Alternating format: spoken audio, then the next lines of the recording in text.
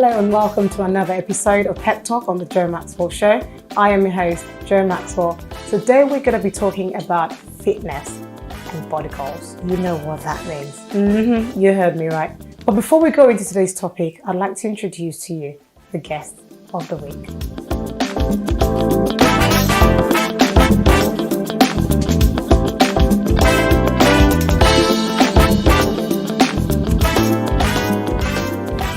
So the new craze with body goals and weight loss is something that is often seen on social media and even within your circle of friends. But before we go into today's topic, I've got something really interesting. It's a question to ask the guests today. Hello, ladies. Hello. Thank you so much for joining us today. I am loving the blue and the mustard and the pink lipsticks and the shoes. Thank you, ladies, for joining us today. Thank you for having me. Thank you so much, Isabel and April. Before we go into the whole conversation today, in 30 seconds, Titilolami, could you just tell us what you do and what you're about? My name is Titilolami Bello. I work in legal services regulation. I'm a mother of 2 kids. I'm married. I am an extreme fitness enthusiast, as well as a natural hair enthusiast. And I run a small charity called Path to Possibilities. Amazing. You're doing so many things. How are you doing it? Life is busy. Life is busy. I love that response. Thank you so much for joining us today. April, over to you.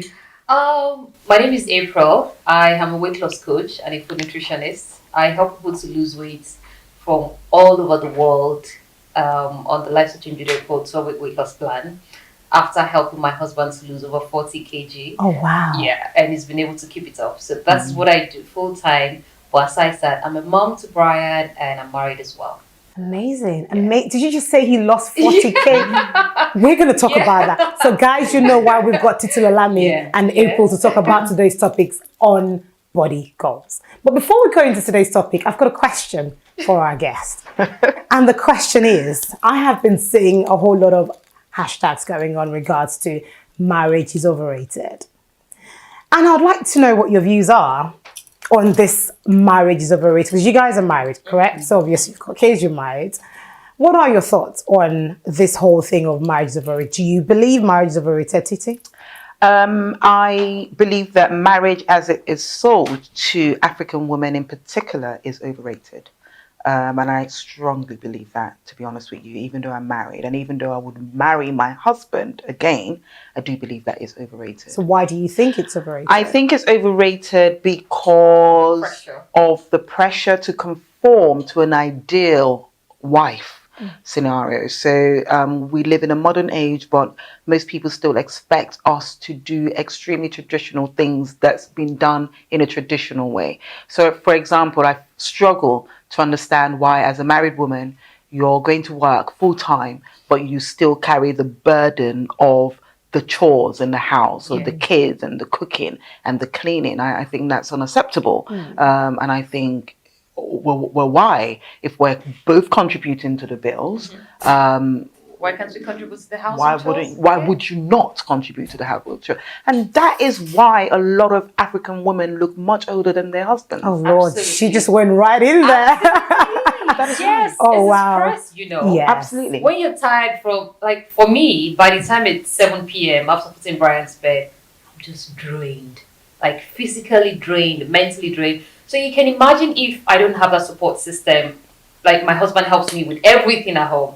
So even with Brian is only 2 and it drains me. Do you guys think that we are probably the cause of it? Do we enable them though? I think the people that are stuck in a marital rut, which is what I call it, sorry to be so harsh, are the ones that caused it for themselves. I think from the get-go... You have to communicate what you want with your partner. Absolutely. But from the get-go, it would never been acceptable for me to do all the cooking and all the cleaning and still go to work. And still go to work. Money in. And I still take care of the kids. And how would I then be able to go to the gym? How about you, April? What's your experience? For me, my husband has been very helpful for the get-go because I think I'm a bit disorganized and he's very, it's very prim and proper. He's been in the UK for a while, so, and he's very organized. So if I feel like it's a good balance. So for areas where I'm not so into, or maybe it's just a very good planner. I don't know how it does it. Yeah. So, for instance, when we had Brian, and I was thinking, so how do I manage going to the gym, and how do I prep my meals? He said, "Oh, I'll take care of him. Do whatever you want to do." So it balances. It balances you out. So you guys complete each other. Yes. So would you then agree or disagree that marriage is overrated, just based on the fact that you've been married for 4 years? No, 3 years. 3 years. Yeah, 3 years. I think marriage is overrated for the African woman, like Titi said, because the society puts this kind of pressure on you, and they make you feel like you're really old if you're 30 or 35 and you're not married. You can get married, you can fall in love at 50. You can fall in love at a later time in your year. Absolutely. It's the love that matters. It's not you being married. Absolutely. There's so many unhappy marriages. And I guess it's also what you do with yourself in that process as well, isn't it? Amazing. Okay, so I almost feel like this conversation can be a full-blown one. But because we have something rather interesting, which is about body goals, so I'm still trying to make sure that I have this body goals. But I think it was really good to kind of get your views about it. And it's good that we've got both, side of the spectrum. You've been together for 21 years and you've been married for... So it's... No, you're not baby. You've got some quality and you've got a child as well. So, and I think even in marriage, the moment the child comes in, the whole dynamic changes as well. But you know what, ladies, let's just park this conversation here and let's go into the real deal of the day. Yeah. There is an increase in the number of people accessing fitness training centers, with many going on nutritional diets. Many of these people have training routines like that of a professional athlete, nutritionalist, or weight loss coach, with hashtags such as body goals, fitness goals, what I ate today, and workout videos on YouTube. These images have become more and more prominent, with people feeling the need to share images of their workout and their routines on a daily basis. So ladies, let's talk about today's topic. I'm really interested in all this body goals thing because I know it's crazy. Like if you were to do the hashtag for body goals on social media, it is like crazy. Everybody wants to tell you about, this is what I ate this morning, this is what I went to the gym and I'm working out. And I did, I'm not gonna lie to you, I have found myself kind of, when I did many months ago, when I was trying to get rid of the baby fat, I was kind of, in a way, it just felt good, like, oh wow, I can actually continue. But I think, the craze is increasing day by day. Yes. So it's a good thing that we've got both of you. You are a gym fanatic, and I'm sure you do as well. Absolutely. But I think, April, we're going to come to you. I'm going to come to you based on the nutrition bit, like, eating healthy, and Titi, we're going to talk about how it's working out, body goals, and how to get all those muscles tight. So the question really is, what seems to be the drive? What's driving people? Because there's a crazy increase in people just wanting to have this perfect body goals. What's the increase? April, I'm going to come to you. I'll say it's because of social media, because many years ago, people are not this crazy about fitness or working out or the rest of it. But because you're more... social media just exposes so many things, and in the process, people are getting more obsessed with how I'm meant to look. My selfies has to look a certain way, my body has to look a certain way. So I think it's more of an obsession, and it can be a good obsession because people are taking care of themselves in the process. But when it gets bad is when you meet someone, or when you see someone online and you meet them in person, they're totally different people. Yeah. And you're just like, okay, so how am I supposed to merge these two individuals? So is that because they Photoshop? Yes, absolutely. Absolutely. So you can actually make yourself look slim on social media. There's some apps that make you slimmer. Where have I been? Yes, it's an obsession. Oh, wow, okay. Titi Lalami, what are your thoughts? Why do you think this is happening? People just want to have this body goal. There's always been a huge pressure on women to look a certain way. And the look of that certain look is tied very closely to the European ideal of beautiful, which is generally tends to be very slim, skinny hips, skinny waist. And I don't think I've never used body goals as an hashtag because I don't believe in body goals. What I believe in is working towards the best version of yourself. And so the whole body goal notion is offensive to me I will always be that girl that has a little bit, even though I'm slim-ish built, I will always have that little bit of a bum because that's from my African heritage. My other African sisters might have the bigger hips and the smaller waist. Some people carry their weight on top of their body as opposed to their lower body parts. So to be anchoring for a specific body goal, I think can be very, very damaging. And, you know, it could be very unhealthy. We know also that a lot of fitness models do a lot of things that are not healthy at all to look a certain ways. So you will see sometimes people that have incredibly defined abs. What you don't know is that a lot of times they only have their abs for about a week because they're competing in a show. They've dropped their body fat to incredible levels. Some people are using diuretics, which are pills to drop body. Some people are even starving just to have the body goal. Just to have those body goals. Okay, so I quite like how you've gone into the healthy because that would have brought my next question. But since we've talked about that, we'll come to that a bit later. The question is, you touched up a little bit about the fact that we are from the Black African descendants. So by default, would have some excesses, you know, would have the extra hips, extra butts and all of that. So the question is, why are we conforming to the European look, if that makes sense? Because, you know, we are meant to be seen to be curvy. Is there a problem in looking curvy? That is a question. Well, I think because imaging is powerful and everybody wants to be and feel beautiful. And if a particular image or ideal is pushed as beautiful, it's what most people would want to conform to. And I think, you know, you asked, why do we struggle? I think we probably might struggle to an extent because it's not our natural physique. It's not our natural shape. But for a lot of us anyway, or for some people, I'm probably more towards the very straight shape end of things. But for women who have bigger hips, there's nothing you can do. There's no kind of exercise that's going to get your hips to be extremely small. And it's a beautiful feature. But, you know, what I think should be universal is that is the go towards a healthier lifestyle and to proper and improved nutrition and to exercising. Those are goals that everyone should aspire to. I've been on this journey for 5 years now, and I just looked at myself in the mirror without Instagram or any of this. I wasn't comfortable with the woman in the mirror, and I just felt like I should do something about it. I shouldn't be stuck in excuses. Oh, I can't work out, I can't cook my own meals, I can't do this because I'm busy.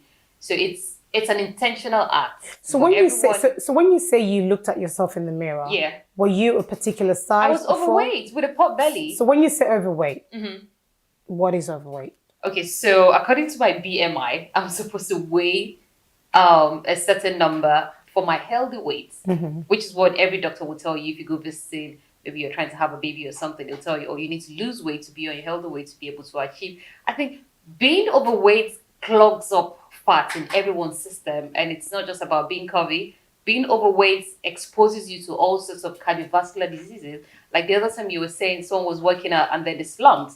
We don't know what's going on the inside. If you're overweight, you're exposed to hypertension, diabetes. Some are even saying, oh, you can have cancer by being overweight. Oh, wow. Yeah, so it's not just about the body goals. It's about you taking care of yourself. And if it's not an intentional act, then you find yourself sleeping every other week or every other month. That's interesting. Yeah. Because I don't even know if interesting is the word, but it's just how you've linked being overweight to all this critical illness. And I think if you haven't taken anything from today's episode, just knowing that by living a healthy life, you're taking care of yourself. Yeah. But let's talk about eating healthy. So I struggle with this, you know. I mean, in the morning, cut this vegetable. So, how realistic is it? Healthy eating is very realistic. You have to plan yourself. Okay, for me, I don't even enjoy cooking that much. But because I know that I have to eat healthy, so I meal prep. And every weekend, I set some time apart to make sure, okay, so what are we eating for the week? So I cook the veggies, I prep the meats, everything we're going to eat, I prep everything, and then just heat them every day. And there's nothing wrong with that. How about you, Sissy? I find that healthy eating is probably one of the hardest things, but easiest things to master. I think that a lot of people have been dealt a wrong hand in growing up because you've been exposed to a lot of unhealthy food that your taste bud and palate enjoys. So you have to consciously then change the way you eat and change your diet. But exactly as April said, I find that meal prepping does wonders. Yeah, I'm also one for very simple meals. So I'm not a big, you will never see me on Instagram having multiple kind of different dishes with avocado and onions and this and that. It's very simple. In the morning, it's as simple as oats. Sometimes with a handful of protein powder, toast with eggs, peanut butter. Toast with peanut butter. Very, very simple dishes. Rice, I eat rice every day. White rice with chicken, veggies. Yeah. But in minimum, like obviously in a reasonable amount Well, of have to watch the size, isn't portions. it? You have to watch the portions, but you also have to have an understanding of your own appetite.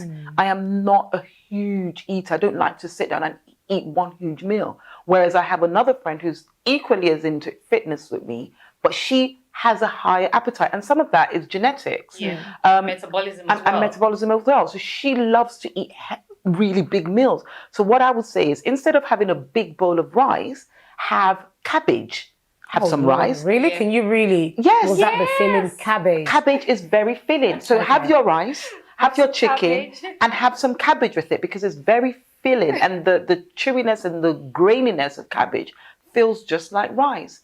It is not difficult in this day and age to eat healthy. Titilola, I'm not sure cabbage will taste exactly like rice, my dear. So I'm not sure about that. It's rice with cabbage with chicken. By the time you eat all of that, you're mostly But have you also satisfied. tried bulgur wheat?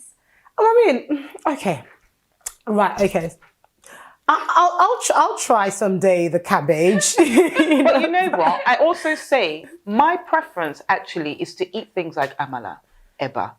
You will see me eating that quite regularly. I was going to come to that because, again, we are from the Black African descendants and we are used to eating solid food, fufu, amala, eba, and all of that.